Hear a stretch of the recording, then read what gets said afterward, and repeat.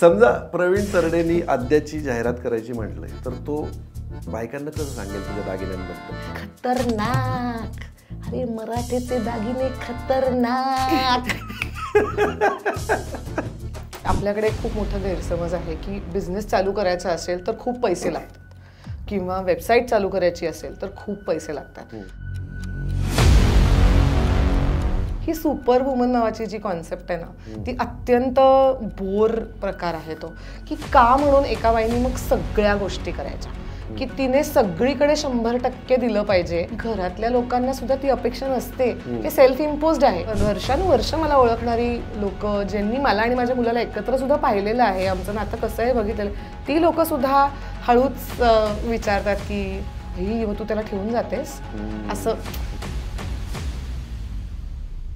माझ्या घरातलं वातावरण हे अत्यंत अकॅडमिक आणि शिक्षण हे सगळ्याच्या वरती असतं. मला बिझनेस करता येईल असं मला कधीच लहानपणापासून वाटलं नव्हतं. तसं पोषक वातावरणही माझ्या घरामध्ये नव्हतं. नटायचं कशाला, आपल्याला अभ्यास. तर अशा घरात मी लहानाची मोठी झालेली आहे. तुम्ही तेव्हाच नटण्या रिलेटेड गोष्टी करता जेव्हा तुम्ही अभ्यासात चांगले नसता. नमस्कार, मी विनोद सातव. आरपारच्या आजच्या वुमन की बात या शोमध्ये मी तुमचं सगळ्यांचं मनापासून स्वागत करतो. आणि दर आठवड्याला आपण एका अतिशय कर्तृत्ववान अशा स्त्रीला, एका महिलेला, एका मुलीला भेटत असतो आणि तिचे अंतरंग जाणून घेत असतो. आज आजच्या वुमन की बातमध्ये कोण आहे? खूप मजा येणार आहे आज, कारण मित्रांनो, मैत्रिणींनो, आपण कायम बघतो की आपल्या घरातली, आपल्या आयुष्यातली एक स्त्री असते, ती दागिन्याने स्वतःचं सौंदर्य खुलवत असते, दागिना तिचं सौंदर्य खुलवत असतो. तर अशाच दागिन्याला घेऊन आपला व्यवसाय जिनं खुलवलेला आहे आणि अनेक मुलींना, महिलांना जिच्या दागिन्यांचं अक्षरशः वेड लागलेलं आहे, अशी आपल्याकडे आज एक अतिशय तरुण उद्योजक स्त्री, महिला, मुलगी, यापेक्षा माझी अतिशय जवळची मैत्रीण आणि महाराष्ट्रामध्ये आणि आता महाराष्ट्राच्या बाहेरही देशातल्या वेगवेगळ्या शहरांमध्ये जिचा ब्रँड अनेक मुलींच्या गळ्यातला ताईत झालेला आहे, अशी सायली मराठे आज आपल्याकडे आलेली आहे. नमस्कार सायली, तुझं खूप खूप स्वागत. धन्यवाद. आणि तू खूप छान काय बोललास, धन्यवाद. सायलीनं स्वतःचा एक ब्रँड सुरू केला. आपण सगळी तिची गोष्ट आणि सगळी तिची अतिशय प्रेरणादायक अशी, मोटिवेशनल, इन्स्पिरेशनल अशी तिची व्यावसायिक गोष्ट ऐकणारच आहोत आणि तिच्याही आयुष्यातल्या काही गमतीदार गोष्टी आपण ऐकणार आहोत. येस, मजा येणार आहे खूप. सायली, वुमन की बातमध्ये आम्ही दर एपिसोडला वेगवेगळ्या क्षेत्रातल्या, कला क्षेत्रातल्या किंवा व्यावसायिक क्षेत्रातल्या किंवा हाऊसवाईफ्स अशा अनेक बायकांना बोलवतो आणि त्यांना करतो. त्यांना खूप बोलायचं असतं आणि मजा येते खूप. आम्हाला असे कमेंट्स येतात, ईमेल्स येतात, प्रत्यक्ष भेटूनही लोक सांगतात. आणि वुमन की बातचा इंटरव्ह्यू झाल्यानंतर मला खूप असे, ज्यांचे इंटरव्ह्यू झालेत ऑफकोर्स त्या सगळ्या मैत्रिणींचे किंवा त्या महिलांचे फोन आले की आम्हाला खूप बरं वाटलं. आम्हाला खूप बायकांचे, त्यांच्या ओळखीच्यांचे फोन आले आणि त्यांच्या आयुष्यात एक सकारात्मक. बरोबर. मी तू मला सांगितलंस या प्रोग्रामविषयी, पण मी आरपार या चॅनलची, तुम्ही हा जेव्हा डिस्कशन फेजमध्ये होता तेव्हापासूनची साक्षीदार आहे. आणि अभिमान, आणि खूप सारा अभिमान, हे सोडून काहीच वाटू शकत नाही. कारण खूप ऑर्गॅनिक, खूप सुंदर तुमची खूपच सुंदर ग्रोथ झाली आणि प्रत्येक गोष्ट मी फॉलो करते, ऐकते कायम. वुमन की बात मी खूप वेळा ऐकलेलं आहे. मी त्याबद्दलचे काही फीडबॅक्स अश्विनीला वेळोवेळी, तुला वेळोवेळी पाठवलेलेही आहेत. तर मला खूपच चांगलं वाटलं की तुम्ही मला इथे बोलावलं. क्या बात आहे. आणि आरपारचे अगदी सुरुवातीचे काही एपिसोड जर तुम्ही काढलेत तर त्याच्यामध्ये सायलीने इंटरव्ह्यू केलेला आहे अमेय वाघला. तो एपिसोड जरूर बघा. आम्हाला असं वाटतं ह्या एपिसोड नंतर त्याचे सायली, तुझं स्वागत आम्ही एक गिफ्ट देऊन करतोय. बर्वा स्किन थेरपी हे एक आयुर्वेदावर आधारित प्रॉडक्ट आहे. कामाक्षी बर्वे यांनी डिझाईन केलेलं, मॅन्युफॅक्चर केलेलं हे प्रॉडक्ट आहे. थँक्यू. आणि गाईच्या तुपापासून हे बनवलेले नॅचरल प्रॉडक्ट्स आहेत. त्यामुळे आद्याच्या दागिन्यांबरोबरच तुझं सौंदर्य खुलवण्यासाठी धन्यवाद. बर्वाचे खूप आभार. तू माझी मैत्रीण आहेस, पण आज हा इंटरव्ह्यू ज्या प्रेक्षक जे प्रेक्षक बघतायत ह्या देशात आणि देशाबाहेरही खूप आपले व्ह्युअर्स आहेत, प्रेक्षक आहेत, या सगळ्यांना मला सांगायला अतिशय आनंद वाटतोय की हिच्याबद्दल आपण जाणून घेऊच या.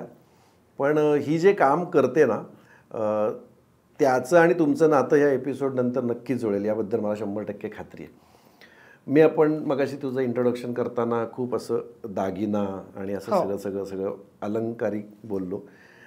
पु ल देशपांडे आपल्या सगळ्यांना खूप आवडतात. खूप तर पु ल खूप गुदगुल्या करून त्यांचं लेखन असं गुदगुल्या करतं आणि पुलंचं एक अतिशय गाजलेलं भाषण आहे.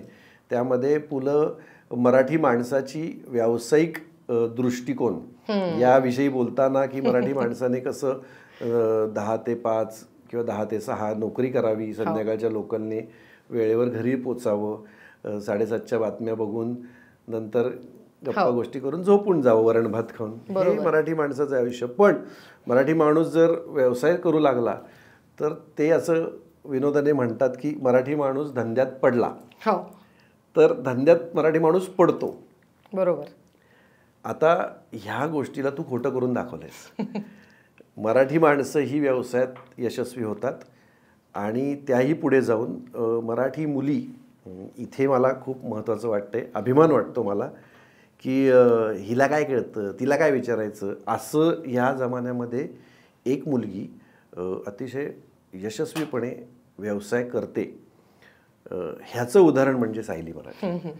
तर तुझ्या ब्रँड जो आहे आद्या, याविषयी आपण बोलणारच आहोत. पण सुरुवात करताना मला तुला पहिला प्रश्न असा विचारायचा आहे की सगळं बरं चाललं होतं, कॉलेज तुझं करत होतीस, तू सगळं तुझं चाललं होतं, पण नोकरी वगैरे करायचं सोडून अचानक स्वतःचा व्यवसाय करायचा, असं डोक्यात कसं काय आलं? नाही, मी नोकरी केली. सो तू आधी जे पुलंनी जे वर्णन केलेलं सांगितलंस तशाच घरात लहानाची मोठी झालेली आहे मी, की नोकरी, स्वतःच्या पायावर उभं राहणं आणि विचार करण्याची मॅक्सिमम लिमिट हीच चांगली नोकरी करणं, हे अशाच मराठी घरात मी लहानाची मोठी झालेली आहे. मी इंजिनिअरिंग केलं आणि नंतर साधारण 9.5 वर्ष नोकरी केली. अरे वा. आणि ती सोडण्याचं खरं म्हणजे खरंच कुठलंच कारण नव्हतं ना. मला तिथे कुठला त्रास होता किंवा मला ती आपल्याला अधिक पैसे मिळवायचेत म्हणून धंदा चालू करू अशीही ती नोकरी नव्हती.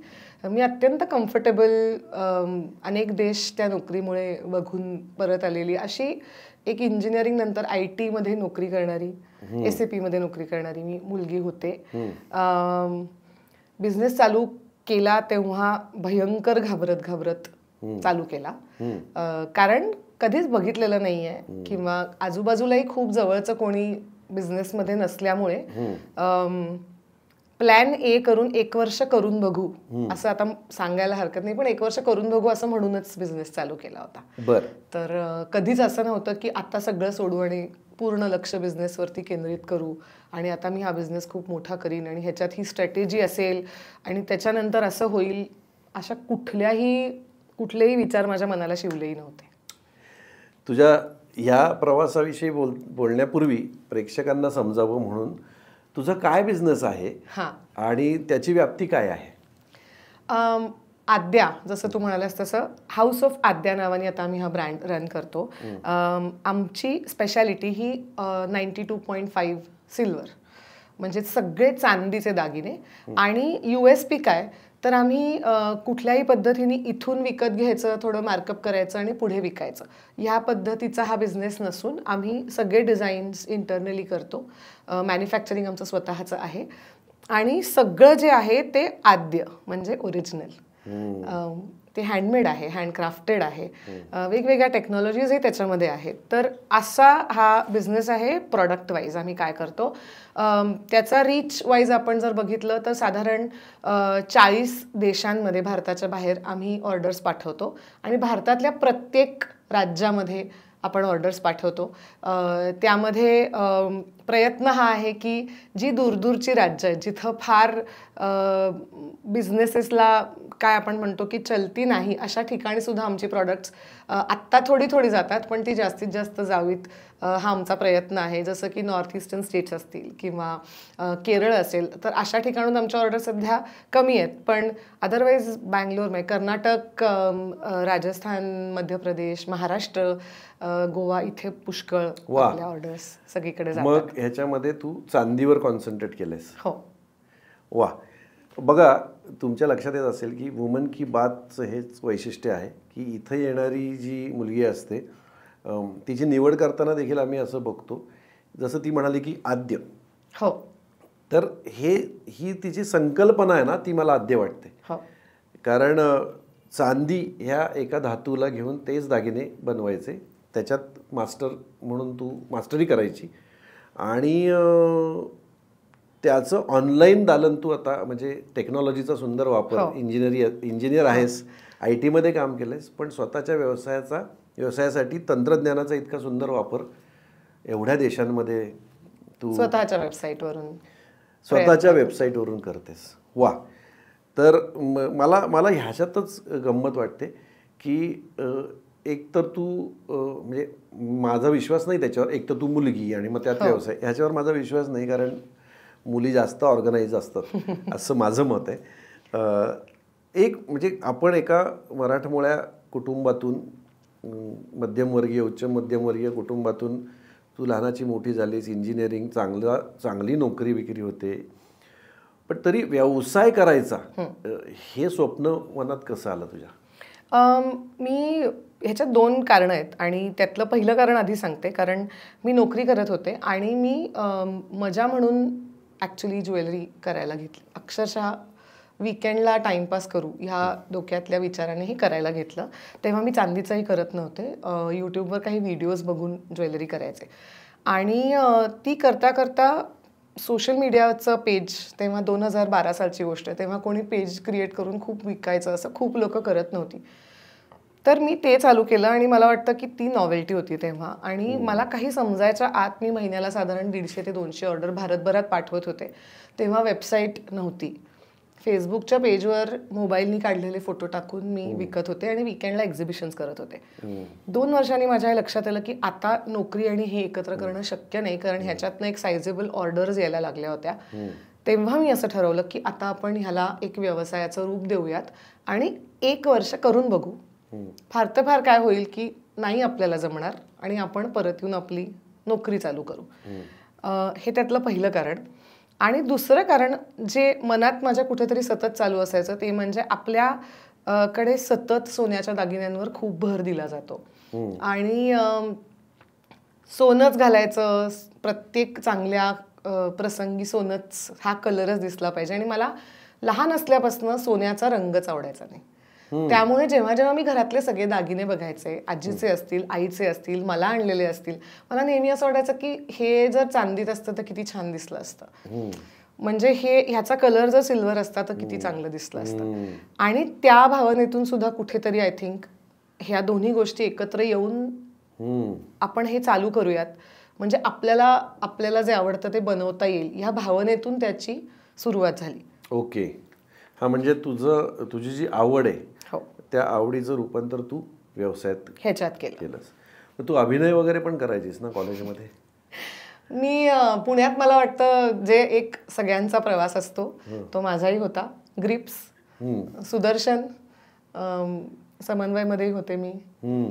नाटकं आपण जे सगळे जिकडे जिकडे आपली प्रायोगिक नाटकं करतो ती, पुरुषोत्तम, फिरोदिया, दीर्घांक, हे सगळं करत करत करत करत आणि स्वप्नही माझं हेच होतं की इंजिनिअरिंग झाल्या झाल्या मुंबईला जायचं आणि काम शोधायचं आणि कायम तिथेच राहायचं, हेच माझं स्वप्न होतं. पण नोकरीमध्ये म्हणजे असंच झालं, 6 महिने करून बघू, मला खूप चांगल्या कंपनीत नोकरी मिळाली तेव्हा. सो 6 महिने तर करून बघू. आई वडील म्हणाले एकदा अनुभव तर घेऊन बघ कसं वाटतंय, 6 महिने कर, 6 महिन्यांनी जा, असं काही आमचा विरोध नाही तुला, आता तू शिक्षण पूर्ण केलंयस. 6 महिन्याचे 1 वर्षाचे 2चे 9 वर्ष झाली. त्यामुळे आणि खरं सांगायचं तर आता मी थोडं वय झाल्यानंतर तुम्ही या सगळ्या गोष्टींचा विचार करता. पहिली काही वर्ष तुम्हाला असं वाटत असतं की आई वडिलांनी तेव्हा म्हटलं असतं कर अभिनय, तर तुम्ही करू शकला असतात. पण मला असंही वाटतं, कारण माझ्याबरोबरचे अनेक मित्रमैत्रिणी आता आपलेच खूप मोठे ॲक्टर, खूप मोठे कलाकार आहेत, तर त्यांच्या इतकं मॅडनेस किंवा त्यांच्या इतकं वेड कदाचित मला नव्हतं. मला इतर गोष्टींची भुरळ पडली. म्हणजे मला त्या नोकरीची, तिथल्या शिकायला मिळणाऱ्या गोष्टींची भुरळ पडली, हे तितकंच खरं होतं. आणि माझा स्वभावही असा आहे की मी 6 महिने कर मग सोडून दे अशा पद्धतीचा माझा स्वभाव नाही आहे. त्यामुळे मी जेव्हा त्या नोकरीत पडले, मला SAP मिळालं, तेव्हा मी ते खूप मन लावून केलं. मला ते खूप आवडलं. मला कदाचित आवडलं नसतं तर मी आज कदाचित हे सगळं पुढचं काहीच घडलं नसतं आणि मी खरंच पुन्हा अभिनयाकडे गेले असते. पण मला ती गोष्ट मी मनापासून शिकण्याचा प्रयत्न केला. मला ती खूप आवडली. मला अजूनही मधून मधून SAPची आठवण येते की अरे मी आज असते तर मी कुठे काम करत असते आणि किती लोक माझ्याबरोबर असती.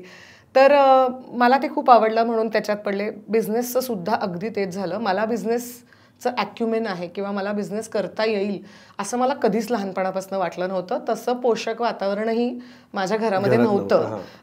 माझ्या घरातलं वातावरण हे अत्यंत अकॅडमिक आणि शिक्षण हे सगळ्याच्या वरती असतं, ह्याच पद्धतीचं होतं. किंवा म्हणजे असंही होतं की नटायचं कशाला, अभ्यास कर त्याच्यापेक्षा. म्हणजे तुम्ही तेव्हाच नटण्या रिलेटेड गोष्टी करता जेव्हा तुम्ही अभ्यासात चांगले नसता.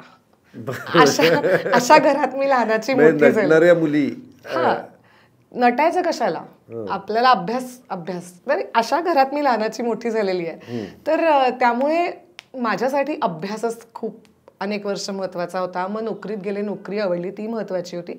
आणि बिझनेसमध्ये आल्यानंतरही हेच झालं. जरी मी ठरवून आले होते की 1च वर्ष करायचं, तरी मी करताना काहीच अर्धवट नाही केलं. माझ्याकडे आजही 2014 साली मी नोकरी सोडली, तेव्हापासून मी सगळं डॉक्युमेंटेशन करायला लागले. तर माझ्याकडे आजही मी भुलेश्वर नावाच्या एरियात जाऊन तेव्हा रॉ मटेरियल आणायचे छोटं. तिथे शहाळं विकत घेतलेल्याची एंट्री सुद्धा माझ्याकडे आज आहे. सिस्टम तेव्हा 14 रुपयाला शहाळं विकत घेतलं होतं. ती एंट्री पण माझ्याकडे लिहिलेली आहे अजूनही की मी गेले होते आणि मी घेतलं होतं विकत माझ्या बिझनेसच्या खर्चामध्ये. सो त्यामुळे मी तेव्हाही जे केलं ते खूप मनापासून केलं आणि मला वाटतं त्याचा खूप फायदा झाला. कारण कन्सिस्टन्सीचा बिझनेसमध्ये खूप फायदा होतो आणि त्याच्यामुळे कदाचित मी 10 वर्ष हे करते. मग नोकरी केली आणि मग लग्न कधी केलं? लग्न माझं आधीच झालेलं होतं. माझं 11 साली लग्न झालेलं होतं. त्यामुळे हा सगळा प्रवास त्याच्यानंतरचाच होता. आणि त्याच्यामध्येही मी एकदा 6 महिने अभिनय करूयात अशा ह्याच्यात पुन्हा आले होते की आपण आता परत एकदा 6 महिने प्रयत्न करूयात अशा ह्याच्यात आले होते. पण आद्यानी तेव्हा सगळ्यावरच मात केली आणि त्याच्यामुळे मग मी नोकरीही सोडली, तोही नाद. आपण येऊ त्याच्याकडे. मला खूप इंटरेस्टिंग मोडवर आलोय.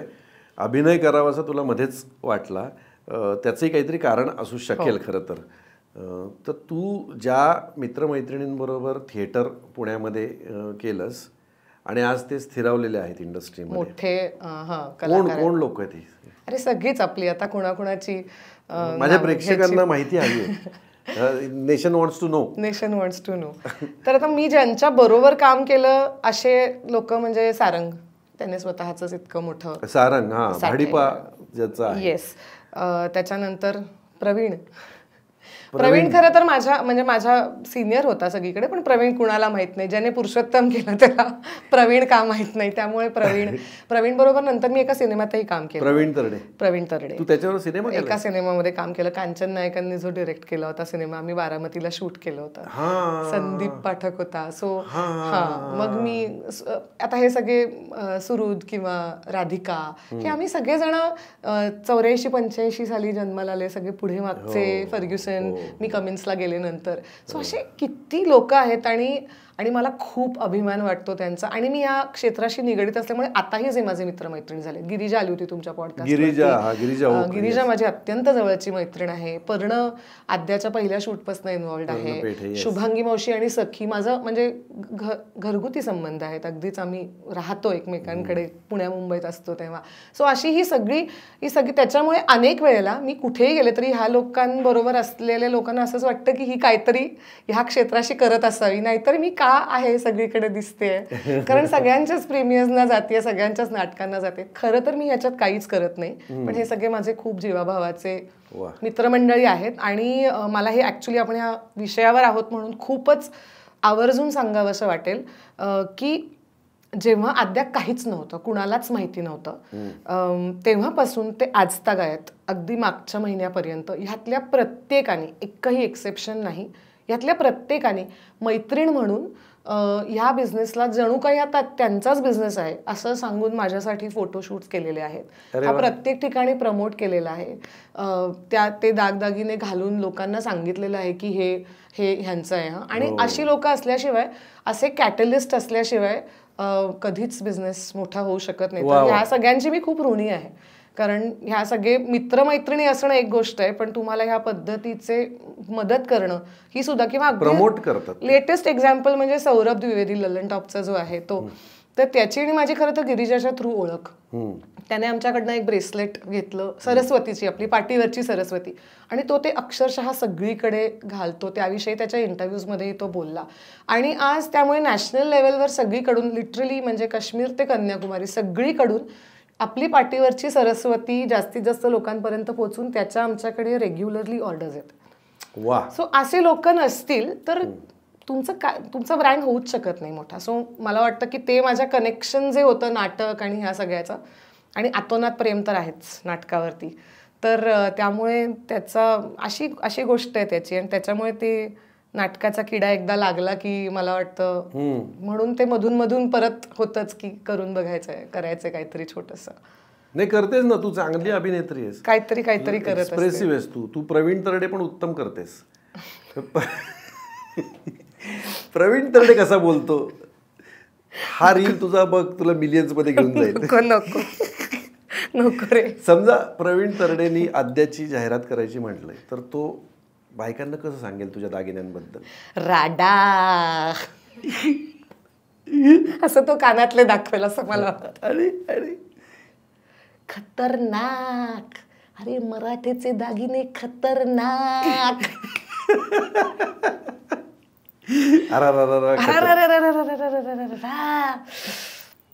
आणि नको रे बाबा, आता मला प्रवीणची भीती वाटायला लागली. प्रवीणची आणि माझी ओळख म्हणजे मला प्रवीणची खूप भीती वाटायची. ही माझी आणि प्रवीणची ओळख आहे, कारण प्रवीणचा दरारा होता तेव्हा, आणि मी जस्ट आले होते इंजिनिअरिंग कॉलेजमध्ये.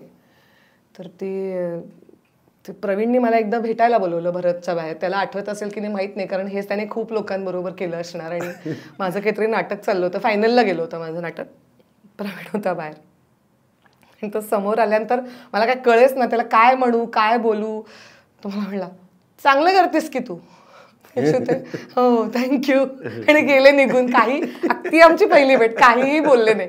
इतकी भीती वाटायची. ते आता म्हणजे प्रवीण, स्नेहलला सुद्धा 2-3 तिच्या प्रीमियर्सना तिने आद्याचे दागिने आवर्जून प्रेमाने घातले होते. आणि मी म्हटलं तसं की कोणीही ते संबंध असे, त्याला काय म्हणू आपण, ट्रान्झॅक्शनल असे नाही ठेवलेले.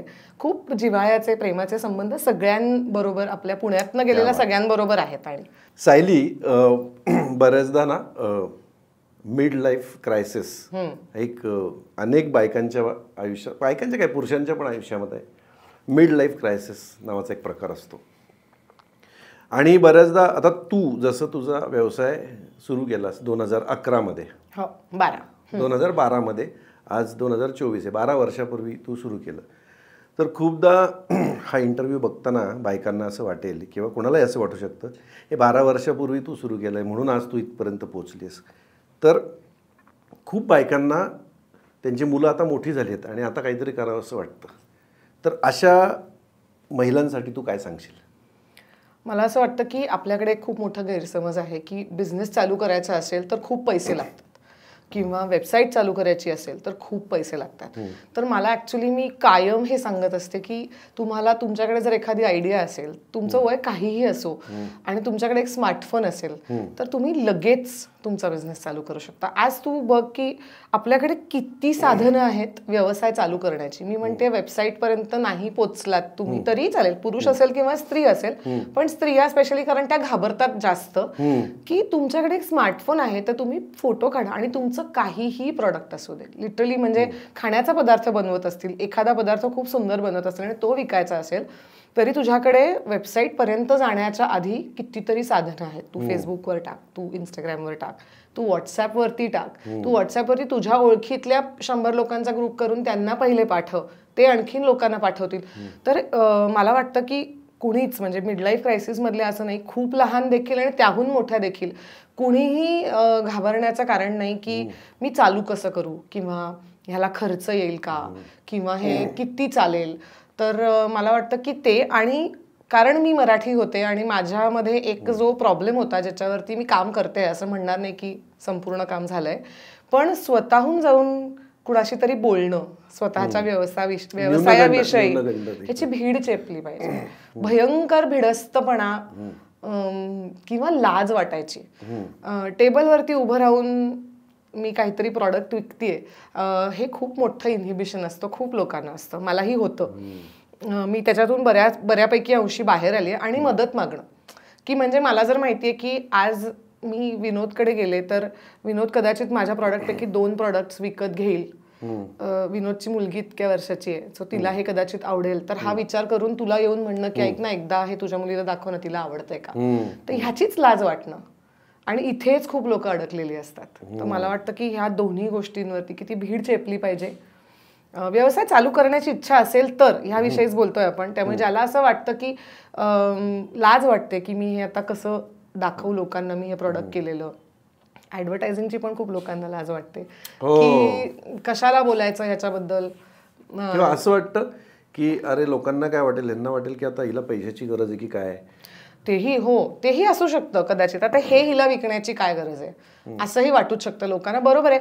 मला म्हणजे मी पहिला स्टुडिओ जेव्हा छोटा चालू केला तर तेव्हा ओपनिंगच्या वेळेला बऱ्याच लोकांच्या मनात असं आलं होतं, आणि जे आपल्या जवळचे असतात ते अनेक वेळेला आपल्याला हे बोलूनही दाखवतात की आता हे व्यवस्थित ते नोकरी आणि हे सगळं चाललेलं असताना हे आता काय अचानक कानातले आणि गळ्यातले कुठे विकायला लागलीस, आणि म्हणजे ते कशासाठी करतेस, असं एक आउट ऑफ काळजी सुद्धा लोक तुला विचारतात. काही लोक मे बी गॉसिप म्हणून बोलत असतील, पण काही लोक ऍक्च्युली काळजीने विचारतात की आता सगळं नीट चाललंय तर तू हे कुठून आता नवीन चालू केलंस.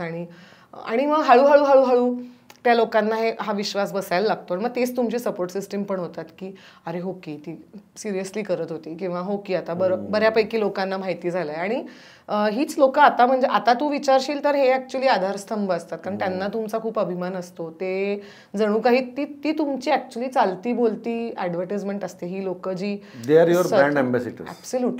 ऍब्सोल्युटली.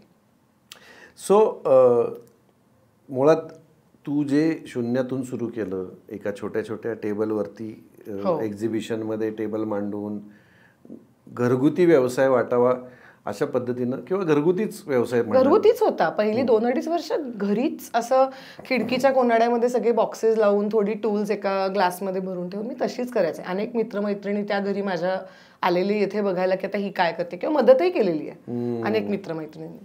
सो घराच्या खिडकीच्या कोनाड्यात ठेवलेले बॉक्सेस, आणि आता तुझं दुकान, शोरूम, शॉप कुठे कुठे आणि कसं कसं आहे? आपली 3 आहेत आत्ता सध्या, 4थं लवकरच ओपन होणार आहे.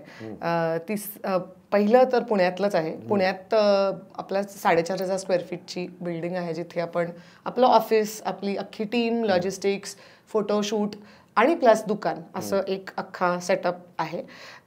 दुसरं जे आहे ते मुंबईला बांद्रा वेस्टला आहे, आणि तिसरं जे आहे ते बँगलोरला इंदिरानगर नावाच्या एरियामध्ये अगदी नवीन ओपन केलेलं 4-5 महिन्यापूर्वीचं असं आहे. तर आणि काही देशांमध्ये आपले रिसेलर्स आहेत, जसं की सिंगापूर, ऑस्ट्रेलिया, दुबई. इथे लोक इकडून विकत घेऊन तिकडे ते रिसेल करतात.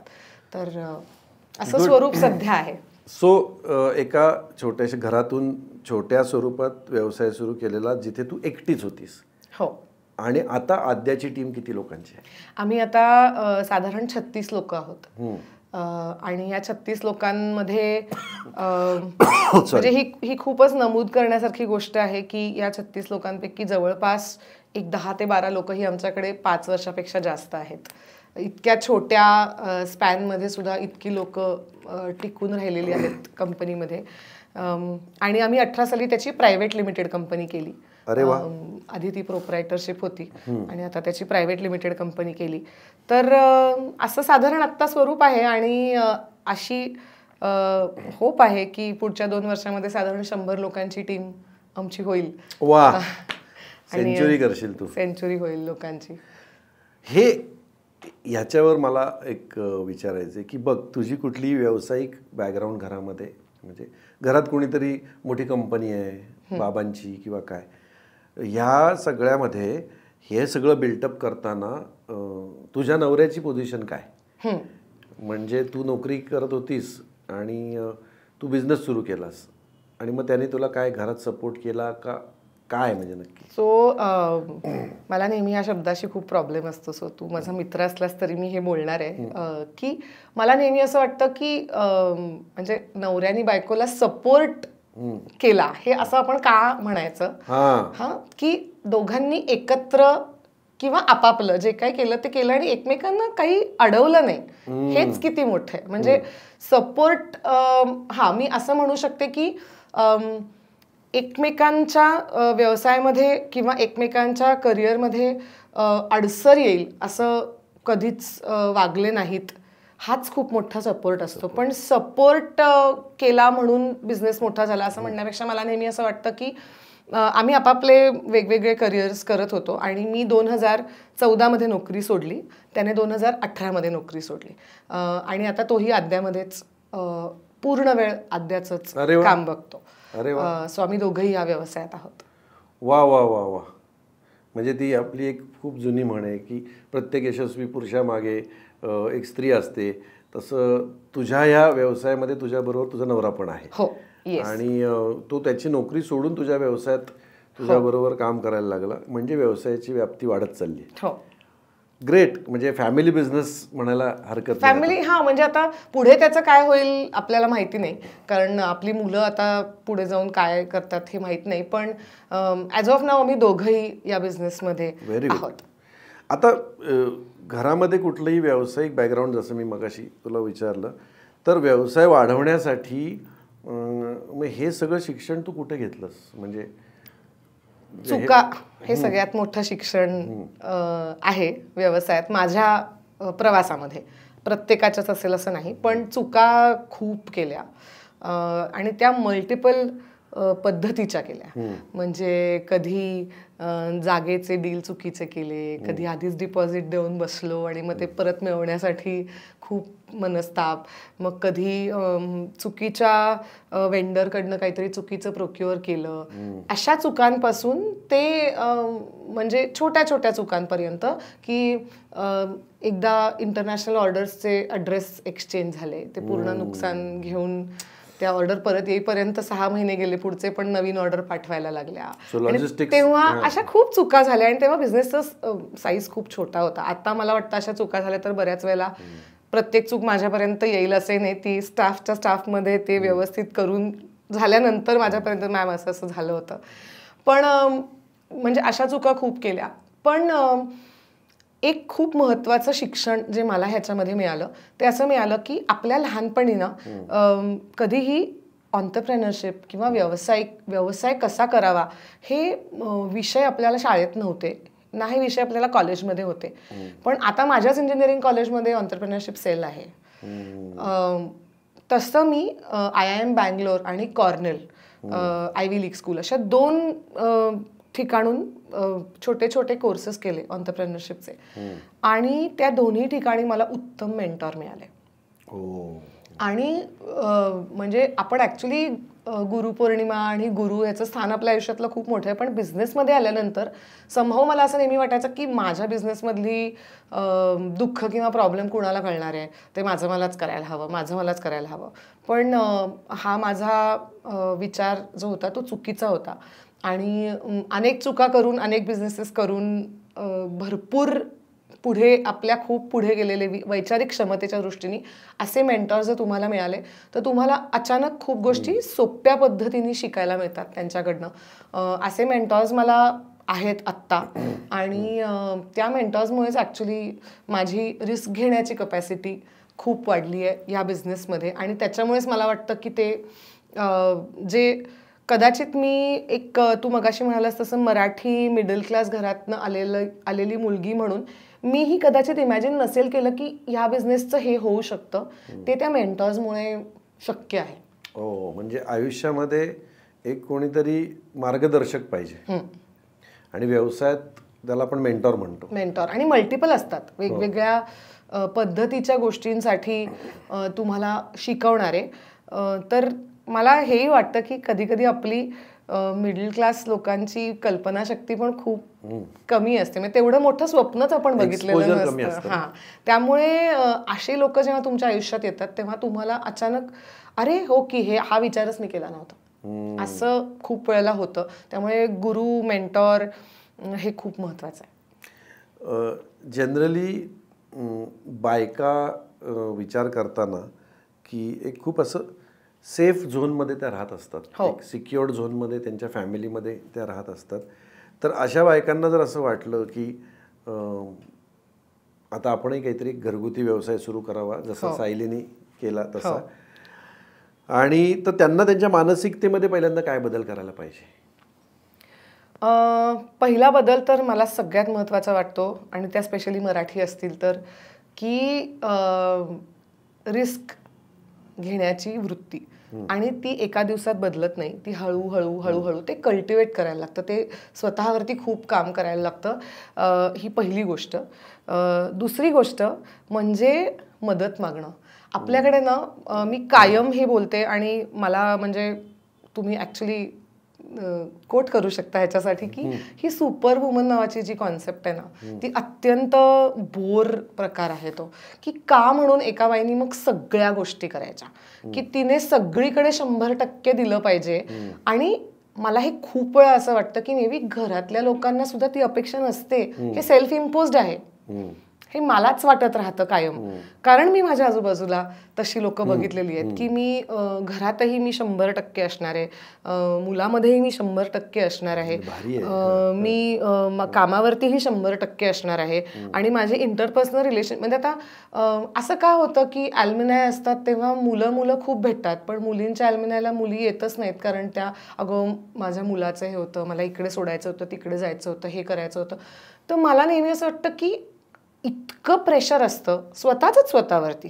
अनेक केसेसमध्ये कदाचित तशी घरनं नवऱ्याची असेल, वडिलांची असेल, भावाची असेल, आजूबाजूच्या पुरुषांची असेल अपेक्षा नसते की हिने हे सगळं केलंच पाहिजे. पण आपल्याकडे तशी जडणघडणच अशी होते लहानपणापासून. कारण माझी स्वतःचीच आई आम्हाला ती नोकरीला जायच्या आधी कायम डबे, घरचा नाश्ता, संध्याकाळचं सगळं ती सगळंच करून जायची. तर मला हे शक्यच नाही आहे करणं आत्ताच्या माझ्या व्यापामध्ये. पण तो भयंकर इथे ती लढाई प्रत्येक बाईची, आणि हे कुणालाच नाही चुकलं विनोद, हे तुम्ही कितीही मोठ्या फॅमिलीतनं या पण हे कुणालाच नाही चुकलं. तर त्यामुळे ह्याच्याशी असलेलं भांडण हे आपण किती कमी करू, ते मी म्हणणार नाही की शून्य होईल, पण ते कमी कसं करता येईल ह्याच्यासाठी खूप गिल्ट वाटतो, खूप मोठा जर्नी आहे. हो अर्थात वाटतो. अरे ओळखीचे लोक, मी आता एक्झिबिशन्स करायचे, आम्ही अध्याची खूप 350 डॉक्युमेंटेड एक्झिबिशन आहेत आमची. तर आता हे एक्झिबिशन आहे म्हणल्यानंतर पुण्याच्या बाहेर जावं लागणार, सकाळी जाऊन रात्री, तरी माझा प्रयत्न हा असतो की रात्री परत यायचं, पण कधी कधी 11 वाजले तर आपण एक्सप्रेस हायवेच्या इतक्या गोष्टी ऐकलेल्या असतात म्हणून सकाळी येतो, एक रात्र राहतो. तर मला वर्षानुवर्ष मला ओळखणारी लोक, ज्यांनी मला आणि माझ्या मुलाला एकत्र सुद्धा पाहिलेलं आहे, आमचं नातं कसं आहे बघितलेलं, ती लोक सुद्धा हळूच विचारतात की आई तू त्याला ठेवून जातेस असं. तर हा एक असं विचारलंही नाही पाहिजे आपण, म्हणजे मीही नाही विचारलं पाहिजे बाई म्हणून. मी सुद्धा दुसऱ्या माझ्यानंतर अशा पद्धतीचं काम करणाऱ्या कुणाला तरी पटकन, आणि हे मी असं म्हणत नाही की हे कोणी मुद्दामून, हे आपल्यामध्ये आहे, आतमध्ये आहे, हे आपल्यातून बाहेर काढणं खूप कठीण आहे. असा प्रश्न कोणी लहान बाळाच्या बाबांना कधी नाही विचारत 2च महिन्याचा बाळ, तू कसं काय गेलास टूरला, असं नाही विचारत कोणी ना. कारण म्हणजे मी म्हणेन की चल फिजिकली त्याची गरज तशी नसेल तरी मानसिकरित्या बायकोबरोबर मुलाबरोबर असू शकतो की तो 6 महिने पहिले ठरवलं तर म्हणून मला नेहमी असं वाटतं की हा गिल्टशी असलेलं भांडण कमी करण्याचा प्रयत्न करणं हे त्यातलं तिसरं. आणि चौथं जे मी नेहमी सांगते की नेटवर्किंग करण्याची खूप लाज वाटते. म्हणजे आता आपण एकटे असतो खूप बिझनेस करताना ना. Entrepreneurship is a very lonely place. मी कायम म्हणते की तक्रार काय ह्या सगळ्यामध्ये तर ही आहे की तुम्ही खूप ठिकाणी खूप वेळेला एकटे असता. म्हणजे काय फायनान्शियल क्षण येतात जिकडे आता काहीतरी डिसिजन मेकिंग करायचं आहे तर तुम्ही इतके एकटे आहात आणि ही गोष्ट अशी की तुम्हाला सांगू का नको, हे कळलं पाहिजे का नाही, कारण पुढच्या 1 महिन्यात परत सगळी घडी नीट बसलेली असते. मग ते एक असतं. मग बिझनेसमध्ये एकदा आमचं फेसबुकचं पेज हॅक झालं होतं. 4 लाख लोक फेसबुकच्या पेजवर होती आणि ते हॅक झालं. बरं ते ओपनली सांगून मदत मागावी का हळूच ते पटकन करून टाकावं, ह्या इतक्या तुला अशा मोमेंट्स येत राहतात की घरी कोणीतरी आजारी आहे आणि तुम्ही गेल्यात मागच्याच महिन्यात माझ्याबरोबर असं घडलं. आम्हाला एका इव्हेंटला जायचं होतं आणि माझी अत्यंत जवळची व्यक्ती गेली जेव्हा आम्ही इव्हेंटला पोचलो आणि तिथून आम्हाला परत यावं लागलं. सो हे असे खूप क्षण येत राहतात आणि तो खूप एकटेपणाचा प्रवास असतो. तर अशा वेळेला मदत मागणं आणि नेटवर्किंग करणं आणि हे म्हणणं की म्हणजे त्याच्यामध्ये तुम्हाला काही आपलं एक सर्कल तयार करून घ्यावं लागतं. तर ते खूप महत्त्वाचं आहे. ते कुठल्याही म्हणजे काय म्हणतात त्याला, इट इज जेंडर ॲग्नॉस्टिक. चौथा मुद्दा हा काही फक्त मुलींसाठी आहे असं मी म्हणणार नाही. मुलांसाठी तो खूप महत्त्वाचा आहे की खूपच एकटी जागा आहे. आपण कितीतरी वेळा वाचतो की कर्जाचा स्ट्रेस आला किंवा धंद्याचा स्ट्रेस आला किंवा त्या धावपळीचा स्ट्रेस आला, हे आपल्या आजूबाजूलाही घडत असतं. ते अनेक वेळेला घडतं कारण मे बी ते एक्सप्रेस केलेलं नसतं, ते सांगितलेलं नसतं. तर ते करणं खूप महत्त्वाचं आहे बायकांनी आणि पुरुषांनी सुद्धा. सायली, आता आपण एक कॉफी घेऊयात मस्त. येस. कॉफी विथ आद्या किंवा कॉफी विथ सायली. खरं तरी कॉफी विथ विनोद आहे, ज्यावर वेगवेगळे लोक येतात, त्यात मी आली आहे. वा वा वा वा. तर ही कॉफी पिता पिता तुझ्याशी आता तुझ्या ब्रँडविषयी आणि एकंदरच तुझ्या व्यवसायाविषयी आपण थोडं एक आरपार सेशन घेऊयात. आद्याची जी ज्वेलरी आहे ज्याच्यामध्ये तू सिल्वरमध्ये एक स्पेशलायझेशन केलं आहेस. हो. आणि ऑनलाईन मार्केट एक मोठं तयार केलेलं आहेस. ऑनलाईन शॉपिंग खूप बायका, खूप पुरुषही त्यांच्या मैत्रिणींसाठी, बायकोसाठी, स्वतःसाठी पण करतात. त्याच मुद्द्यावर मला आता यायचं आहे. डिझाईन हे तुमचं एक USP आहे. तर ते तुम्ही डिझाईन नक्की कसे करता किंवा डिझाईनविषयी काय सांगशील? डिझाईन हा माझा अत्यंत आद्यामधला ॲक्च्युली सगळ्यात जास्त आवडीचा विषय आहे. कारण का ज्याला आपण म्हणतो कोर भावनेतनंच हे चालू झालं की आपल्याला जसे इमॅजिन होतात तसे डिझाईन्स आपण करून घेता आले पाहिजेत. आणि मग त्यात मी शिकतही गेले. काही लोकांना आवडतात, काही लोकांना आवडत नाहीत, हे होतंच पुढे गेल्यानंतर. पण त्याच्या मुळाशी पहिलेच हे होतं की बरीचशी ट्रेडिशनल ज्वेलरी जी आपल्या आई आज्यांनी घातलेली आहे ती चांदीत असेल तर किती छान दिसेल, हा त्यातला पहिला थॉट होता. त्यामुळे अर्थातच इतिहासाचा अभ्यास करणं हा पहिला त्यातला महत्त्वाचा मुद्दा आहेच. की पुस्तकं आहेत, लोकांनी PhD केलेली आहे, तर ते वाचून त्यातले रेफरन्सेस घेऊन तशा पद्धतीची ज्वेलरी फक्त महाराष्ट्रातली असं नाही तर सगळ्या राज्यातली जुनी ट्रायबल ज्वेलरी ह्या सगळ्याचा अभ्यास करून अँटिक, ट्रायबल, जुनी सगळी त्या पद्धतीच्या ज्वेलरीला परत बनवणं हा एक पहिला त्यातला भाग आहे. दुसरा भाग हाही आहेच की पूर्वी जड दागिने घालण्याची पद्धत होती, तर ते जड दागिने आता सगळ्यांनाच घालायला आवडतील अशातला भाग नाही. त्यामुळे कम्फर्ट लेवलही बघणं खूप महत्त्वाचं आहे की ते दिवसभर कानात राहिलं पाहिजे किंवा गळ्यात घालता आलं पाहिजे. आणि अर्थातच एज ग्रुपप्रमाणे कॉन्टेम्पररी थोडंसं मी लहानपणापासून ना पुण्यात जरी लहानाची मोठी झाली असले तरी मी फर्ग्युसनच्या कॅम्पसवर राहायचे. तर मी झाडात, माझ्या घराला यायला ॲक्च्युली रस्ता असा खडबडीतच रस्ता होता, कधी डांबरी रस्ता पण नव्हता. तर खूप झाडं, टेकडीच्या पायथ्याशी अशी लहानाची मोठी झाल्यामुळे फुलं, पानं ह्याची खूप ज्वेलरी तुला आद्यामध्ये बघायला मिळेल. कारण मला प्रचंड फुलं आणि पानं आवडतात. कोणाला नाही आवडत, आय थिंक सगळ्यांनाच हिरवाई सगळ्यांनाच आवडते. त्यामुळे ते माझं खूप मोठं दुसरं इन्स्पिरेशन आहे, प्रेमाचा विषय आहे. त्यामुळे त्यासारखे दिसणारे कानातले गळ्यातले, त्यापासून इन्स्पायर्ड कानातले गळ्यातले असे देखील खूप आहेत. मला भाषांची थोडी आवड आहे, तर एखाद्या संस्कृत श्लोकावर आधारित, एखाद्या इंग्रजी कवितेवर आधारित ज्वेलरी बनवायला सुद्धा मला आवडते. सो आमच्याकडे एक पोएम्स इन सिल्वर नावाचं कलेक्शन आहे. तर अशा पद्धतीची पण ज्वेलरी आहे. आणि लहान मुलांची आणि पुरुषांची अशी जी खूप ठिकाणी मिळत नाही किंवा अगदी एक ज्याला आपण म्हणू अर्धोपट मिळते, तशी पण त्याच्यात काहीतरी वेगळं करण्याचा प्रयत्न करणारी सुद्धा ज्वेलरी आम्ही आता. अच्छा, म्हणजे फक्त बायकांसाठी नाही, पुरुषांसाठी, पुरुष, लहान मुलं सगळ्यांसाठीची ज्वेलरी. म्हणजे गौरी आपल्याकडे ज्या असतात, गणपती गौरी, त्यातल्या गौरीसाठी पण आम्ही छोट्या आकाराचे दागिने सुद्धा बनवतो. कारण त्या गौरीचे मुखवटे छोटे असतात, त्याला छोटे छोटे दागिने, छोट्या लेंथचे, छोट्या घेराचे असे लागतात, तर ते सगळे सुद्धा बनवले जातात. वा वा. सो डिझाईन हे तुमचं USP आहे.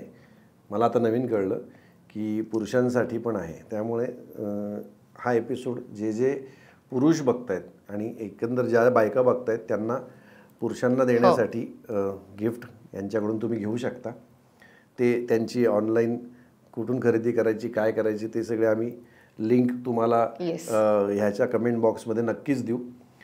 मला असं विचारायचं आहे की कान टोचतात किंवा नाक टोचतात, तर आता एक अशी पिढी आली की जे इकडे पण टोचतात किंवा इकडे वेगवेगळ्या ठिकाणी होतात. तर हे काय असतं? म्हणजे परत मी थोडंसं आपल्या अपब्रिंगिंगकडे जाईन की आपल्या अपब्रिंगिंगमध्ये ह्या गोष्टीकडे फार मजेशीर पद्धतीने बघितलं जायचं की आता हे काय आता नवीन इथे टोचलंय, इथे टोचलंय, किंवा असं काय. पण मला असं वाटतं की म्हणजे आता मी त्यामध्ये 10 वर्ष आहेत, ते दागिने बनवणं, घडवणं. तर ना विनोद, प्रत्येक पिअर्सिंगच्या मागे एक थोडासा इतिहास, किंवा असं नाहीये की हे आत्ता आलंय, आत्ता ह्याचा शोध लावला गेलाय. तर हे वेगवेगळ्या कम्युनिटीजमध्ये, वेगवेगळ्या इतिहासामध्ये, वेगवेगळ्या कल्चर्समध्ये हे असे पिअर्सिंग्स होते. तर ह्याला मला वाटतं सगळ्यात उत्तम त्याच्याकडे बघण्याचा दृष्टिकोन हा असला पाहिजे की ज्याला जे आवडेल आणि सोसेल त्याने ते करावं. महत्वाचं आहे. कारण तुझं काम म्हणजे माझं काम आहे दागिने बनवणं, तर त्यामुळे मी ह्या गोष्टीला कधीही काय म्हणतात त्याला जज नाही करू शकत की हा माणूस काय करून मागतोय. तर त्या माणसाला म्हणजे, आणि आमच्याकडे अशी खूप उदाहरणं आहेत, मी तुला किती उदाहरणं देऊ की ते आता हे दागिन्यांमध्ये चांगलं दिसेल की नाही हा विचार जरी माझ्या मनात आला. आता हे तुला आणखीन मजेशीर गोष्ट सांगते की आम्ही अक्षर नावाची एक सिरीज बनवतो ज्याच्यामध्ये आम्ही कॅलिग्राफी, टायपोग्राफी करतो. आणि मग त्याच्यामध्ये आता समजा तू माझा मित्र आहेस आणि मला तुला काहीतरी गिफ्ट करायचं आहे आणि मला हे माहिती आहे की तुला बाईक्स चालवायला खूप आवडतात, तर मी तुला एक बाईकचं स्केच करून त्याचं एक लेझर कट करून ब्रूच दिला किंवा ब्रेसलेट दिलं, हे ऑब्व्हियस आहे. पण आमच्याकडे अशी खूप उदाहरणं आहेत ज्यांच्याकडे असं आहे की कुत्रं किंवा मांजर हा त्यांच्या फॅमिलीचा भाग आहे, मग ते गेलंय, मग त्याच्या आठवणीमध्ये मला त्याच्या पावलाच्या ठश्याची ज्वेलरी करून हवी आहे, किंवा ते आहे आणि मला त्याच्या गळ्यात घालायला त्याचं नाव करून पाहिजे. आता हे अदरवाईज सर्कमस्टन्सेसमध्ये जर मला कुठे कोणी म्हटलं असतं की अशी ज्वेलरी आहे, तर कदाचित मला असं झालं असतं की अरे बापरे हे काय. पण मी जेव्हा ते प्रोडक्ट तयार करतेय तेव्हा हाच दृष्टिकोन आहे की ह्याच्या मागे माणसाचं काहीतरी एक स्टोरी आहे, एक काहीतरी इमोशनल कनेक्ट आहे, आवड असू शकते, किंवा एखाद्या माणसाला ते घातल्यानंतर कॉन्फिडंट वाटू शकतं. तर त्यामुळे मला असं वाटतं की पिअर्सिंग्स असतील किंवा पुरुषांनी त्यांना आवडेल ती ज्वेलरी घालणं असेल, मला वाटतं सगळंच करेक्ट आहे. आवडेल आणि सोसेल हे 2 गोष्टी आहेतच. आवडेल आणि सोसेल हे त्यातलं खूप महत्वाचं आहे. मला फार आवडलं हे तर तुझं. ज्याला जे आवडेल त्यांनी ते करावं आणि ज्याला जे सोसेल त्यांनी ते करावं. म्हणजे त्याच्यावरून तुम्हाला काही टीका येणार आहेत. आमच्याही पेजवर आलेल्या आहेत. 2-3 वेळेला मुलांनी आमच्याकडे नथी किंवा नोस्पिन घातल्या होत्या, तर त्याच्यावरती टीका आल्या होत्या खूप की तुम्ही असं कसं विकू शकता, हे काय असं. पण मला at the end of the day असं वाटतं की ज्या माणसाला ते घालण्याची इच्छा होत आहे, ज्याला असं वाटतं की ते घातल्यामुळे त्याच्या पर्सनॅलिटीमध्ये काहीतरी ॲड होणार आहे, किंवा त्याचा जोही विचार असेल, त्या विचारांच्या आड मी क्रिएटर म्हणून नाही येऊ शकत. वा. आणि ज्याला जे आवडेल आणि ज्याला जे सोसेल त्याला देईल तयार आणि आम्ही कस्टमायझेशन करतो. हे भारतात खूप रेअरली होतं ओके की तू म्हणशील त्या डिझाईनचं तू तुझ्या डोक्यातल्या एका स्टोरीचं रूपांतर दागिन्यांमध्ये कर. हां हे इंटरेस्टिंग आहे. सो हे आपण करतो. वा वा. पेट्स पण घालतात दागिने? पेट्स घालतात. आमच्याकडे कितीतरी वेळेला आम्ही सोल्जर्सच्या बायका किंवा बहिणी यांनी त्यांच्या भावांच्या किंवा नवऱ्याच्या नावाने करून घेतलेल्या रिंग्स, त्याच्यामध्ये रणगाडे आहेत, त्याच्यामध्ये छोटी विमानं बनवलेली आहेत. तर हे अशा खूप तुम्हाला खूप गोष्टी आणि खूप हे समजत राहतं. प्रत्येक वेळेला तुला परवानगी असेलच ती स्टोरी पब्लिश करण्याची असं नाही, पण तुला इंटरनली हे माहिती असतं की आपण ह्या कारणासाठी हा दागिना बनवतोय आणि कुणाचं मन कशामध्ये अडकलंय हे जज करणं चुकीचं वाटतं मला. की बरोबर आहे. व्यवसायाला किंवा कुठलाही बिझनेस आजकाल आपण जे करतो किंवा एकंदरच आपल्या आयुष्यामध्ये टेक्नॉलॉजी ही आपल्या आयुष्यातनं व्यापलं आहे आपलं आयुष्य टेक्नॉलॉजीनी. तर सतत ऑनलाईन असणं याच्यावर आता खूप लोक बोलतात, खूप त्याच्यावर त्यांची मतं मांडतात. त्याच्यामागे सायकोलॉजिकल काही गोष्टी आहेत आणि तुझा पूर्ण व्यवसाय हा आता व्यवसायातला मोठा भाग 70% हा जो भाग आहे हा तुझा ऑनलाईनवरती आहे. तर हे ऑनलाईन असणं ह्याच्याकडे तू कसं पाहते? मला वाटतं की हे आता कुणाचं बरं मध्ये सिनेमात एक वाक्य होतं, मला वाटतं प्रिया आणि अतुलच्या सिनेमातलं वाक्य होतं, अन्न वस्त्र निवारा आणि इंटरनेट. हो हो हो हो हो हो ना. येस येस त्यांच्या सिनेमातलं वाक्य होतं. तर मला वाटतं की 10 वर्षापूर्वी आपण कुठे म्हटलं होतं की भाजी लिंबू येईल ऑनलाईन, आपण कोथिंबीर ऑनलाईन मागवू. पण आता हा किती आपल्या आयुष्याचा भाग झालाय. किंवा आपल्या आवडीच्या रेस्टॉरंटमधनं पटकन काहीतरी खायला मागवलं तर आता आपण भारत म्हणून अजूनही ई कॉमर्समध्ये बऱ्यापैकी नेसंट स्टेजमध्ये आहोत. आता सुरुवात होती आपली, पण भविष्य हेच आहे. कारण तू जर लाईफस्टाईल बघितलीस किंवा हाताशी असलेला वेळ बघितलास तर प्रत्येक गोष्ट जाऊन घेण्यासाठीचा वेळ हा कमी आहे. पॉप्युलेशन खूप आहे, डिमांड खूप आहे आणि त्याच्यामुळे कन्व्हिनियन्स हा खूप महत्त्वाचा आहे. आणि म्हणून ऑनलाईन असणं पहिली गोष्ट म्हणजे त्या कन्व्हिनियन्सच्या दृष्टीने महत्त्वाचं आहे. दुसरी गोष्ट म्हणजे स्मार्टफोन नावाची जी गोष्ट आता आपल्या हातामध्ये आहे त्याच्याने तुम्ही प्रत्येक माणसाच्या पर्सनल स्पेसमध्ये पोचून त्याला तुम्ही त्याच्या आवडीनिवडीचे प्रॉडक्ट्स दाखवू शकता. आजच्या टेक्नॉलॉजीची ही ताकद आहे. ते थोडं इन्व्हेडिंग आहे, याच्याबद्दल काहीच शंका नाही, पण तुम्ही त्या माणसाला जे आवडेल ते प्रॉडक्ट्स दाखवू शकता. ही आजच्या टेक्नॉलॉजीची ताकद आहे. त्यामुळे त्याचा वापर हा बिझनेसेसनी केलाच पाहिजे. सोशल मीडियाचं पण मला तेच वाटतं. मला हे अत्यंत अभिमानाने सांगायला मी सगळीकडे सांगते आणि इथेही मला सांगायला आवडेल की आम्ही कुठल्याही पद्धतीची आर्टिकल्स असतील, इंटरव्ह्यूज असतील, अवॉर्ड्स असतील, हे आम्ही विकत आजपर्यंत घेतले नाहीत. आमच्या कंपनीचं जे आत्ता स्केल आहे त्या स्केलपर्यंत आम्ही हे विकत घेतलं नाहीत. उद्या म्हणजे 10 वर्षांनी काय कोणाचं फंडिंग आलं, एका मोठ्या कंपनीने अक्वायर केल्यानंतर त्यांच्या काय पॉलिसीज असतील हे मी फ्युचरसाठी सांगू शकत नाही, पण ॲज ऑफ टुडे आम्ही यातलं काहीच कधी विकत घेतलेलं नाही. जे आलं ते ऑर्गॅनिकली कंपनी जशी चांगला मुद्दा आहे, त्याच्यावरच यायचं आहे मला. हां, तुला काय काय आत्तापर्यंत बघा घरगुती व्यवसाय सुरू केलेली ही एक मध्यमवर्गीय कुटुंबातली सायली मराठे, तिनं एक व्यवसाय सुरू केला काय आणि तो व्यवसाय हळूहळू अर्थात तिच्या कष्टाने आणि तिच्या संपूर्ण टीमच्या कष्टाने आज व्यवसाय मोठा झाला आहे. तर तुला बरीचशी बक्षिसं शाबासकी मिळालेली असतील, ती काय काय मिळाली? 3 मी मुख्य गोष्टी इथे नमूद करीन. सगळ्यात पहिलं आणि खूपच जिव्हाळ्याचं म्हणजे नॅशनल अवॉर्ड नीती आयोगाचं 75व्या आपल्या स्वातंत्र्य दिनानिमित्त प्रजासत्ताक दिनानिमित्त जेव्हा ते सिलेक्ट करतात त्याच्यातून 2022 ते आद्याला मिळालं. तर ते पहिलं म्हणजे अवॉर्ड्स भरपूर मिळालेले आहेत आणि अनफेअर आहे की काहींची नावं घेणं काहींची नाही, पण ज्याच्यानी आपल्यालाही खूप चांगलं वाटतं अशी, आणि ते स्केलच वेगळं आहे दिल्लीला जाऊन त्या मोठ्या ह्याच्यावरती. सो ते एक. दुसरं जे आत्ता अगदी मागच्या महिन्यात आम्हाला मिळालं ते म्हणजे फोर्ब्स MSME. पुण्यामध्ये 4 लाखाहून जास्त MSMEs आहेत.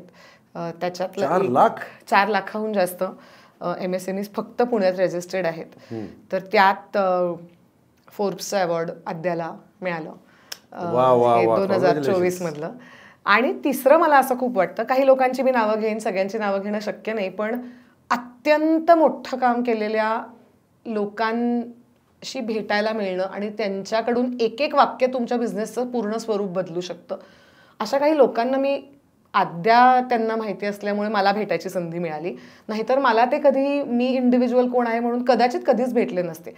त्यात सर्वात पहिले माझे मेंटॉर जे आहेत ते प्रोफेसर हांडा म्हणून, तर IIM अहमदाबादमध्ये, आणि अनेक व्यवसायांना कुठल्याही पद्धतीचा मोबदला न घेता मोठं करणं हे त्यांचं क्रेडिट आहे. तर हांडा सर असतील, आपले पुण्याचे पर्सिस्टंट सिस्टीम्सचे डॉक्टर आनंद देशपांडे असतील, किंवा टायटनचे फाउंडर असतील मिस्टर भास्कर भट, कॅरेटलेनचे फाउंडर आहेत अवनीश आनंद. तर अशा प्रचंड मोठ्या आणि खूप लोक आहेत, पण अशा लोकांना प्रत्यक्ष भेटून त्यांचा सहवास लाभून ज्या लोकांनी एवढं केलेलं आहे त्याच्यातून खरंच एक एक वाक्यातून तुझी अख्खी थॉट प्रोसेस चेंज होऊ शकते. तर असं हे मला तिसरं सुद्धा मला अवॉर्ड इतकंच महत्त्वाचं वाटतं. म्हणून नॅशनल अवॉर्ड, फोर्ब्स आणि अशा लोकांना भेटायला मिळणं, अशा 3 गोष्टी मला नमूद करायला आवडतील. वा. फोर्ब्सच्या यादीमध्ये तुझं नाव गेलं आणि या ब्रँडचं नाव तू घेऊन गेलीस आणि तितकीच नम्रतेने तू सांगतेस. मला असं वाटतं की तुझ्या व्यवसायाप्रती तुझी निष्ठा, तुझं सातत्य, आणि सगळ्यात महत्त्वाचं म्हणजे मला या तुझ्या सगळ्या गप्पांमधून महत्त्वाचं असं वाटलं की काही विचार करायचं नाही, उठायचं, बिंदास निघायचं, नेटवर्किंग करा, जास्तीत जास्त लोकांना भेटा. आपणच जर बोलायला लाजलो तर व्यवसाय कसा वाढेल.